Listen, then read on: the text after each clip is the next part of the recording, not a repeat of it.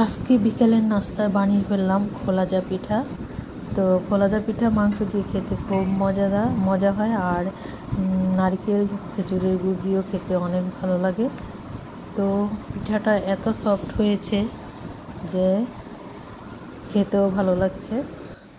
তো আসসালামু আলাইকুম, সবাই কেমন আছেন? আশা করছি সবাই ভালো আছেন। আলহামদুলিল্লাহ আমরাও ভালো আছি। তো আমি 1 কাপ সুজি নিয়ে এটাকে কিছুক্ষণ ভিজিয়ে রেখেছি।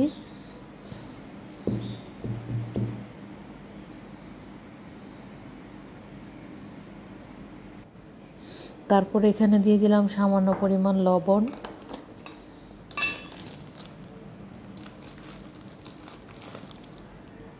আর দিয়ে দিলাম আধা চামচ বেকিং পাউডার,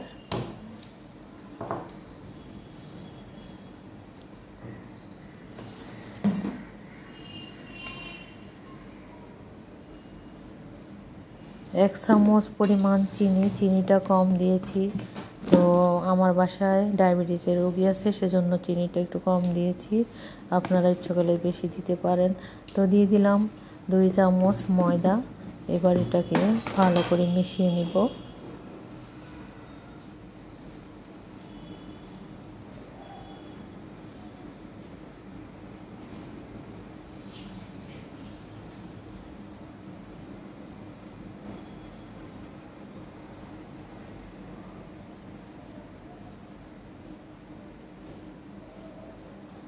তো এই পিঠাটা যে এত মজাদার পিঠা আমি আগে জানতাম না, তবে খেয়েছি কিন্তু এরকম মজা হয়নি। তো আজকে আমি যেভাবে বানিয়েছি এভাবে যদি বানানো যায়, তৈরি করা যায়, তাহলে এই পিঠাটা আসলেই ভালো লাগবে। একটার জায়গায় 10টা খেতে ইচ্ছে করবে। তো আমি আস্তে আস্তে পানি দিয়ে এটাকে গুলিয়ে নিচ্ছি।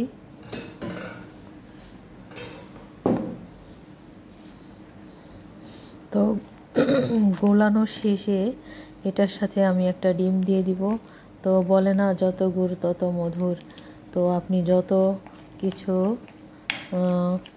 বেশি কিছু দিবেন, যেমন ডিম, তারপরে এটার সাথে কিন্তু গুঁড়ো দুধ দেওয়া যায়। গুঁড়ো দুধ দিলে আরও মজা লাগে, কিংবা লিকুইড দুধ দিয়েও পানির বদলে পরিবর্তে যদি লিকুইড দুধ দিয়ে করা যায়, তাহলে এই জিনিসটা আরও একটু মজাদার হয়।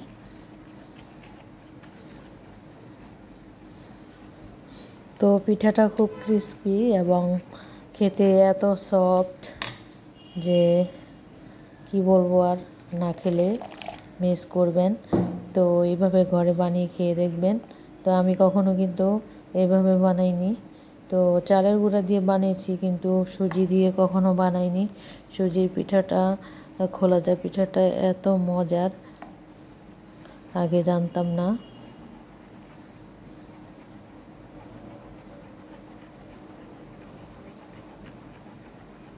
তো এটাকে আমি আস্তে আস্তে মিশিয়ে নিচ্ছি।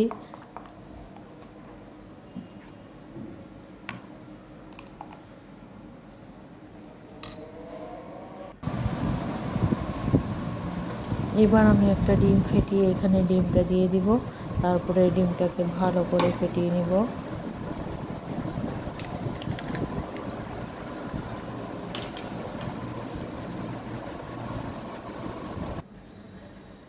তো এবার খোলাজা পিঠা বানানোর জন্য একটা ফ্রাই প্যান বসিয়ে দিলাম, আর ফ্রাই প্যানে হালকা একটু তেল দিয়েছি।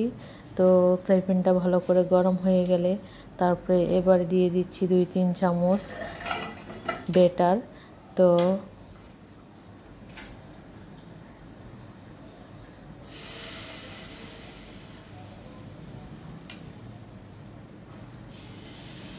আমি মনে করলাম যে ছোট ছোট করে বানাবো, কিন্তু না, তো বড় করেই বানাবো। তো ছোট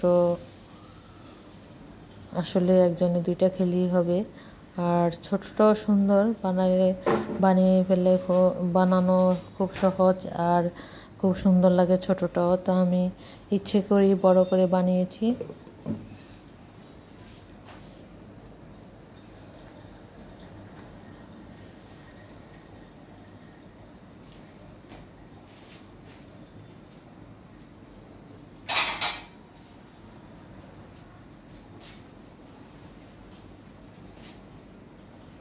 তো এই পিঠাটা বানাতে বেশি সময় লাগে না, চট করেই হয়ে যায়।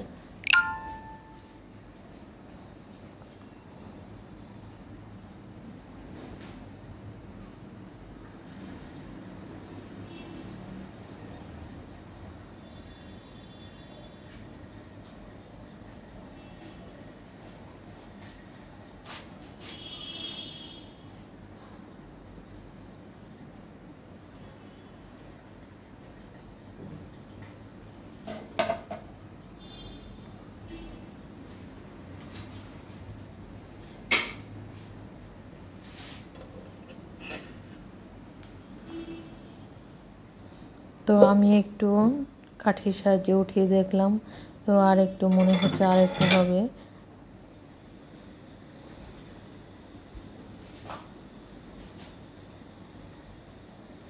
তো আপনারা দেখতে থাকুন। আজ এই পর্যন্তই। সবাই ভালো থাকবেন, সুস্থ থাকবেন। আল্লাহ হাফেজ। আসসালামু আলাইকুম।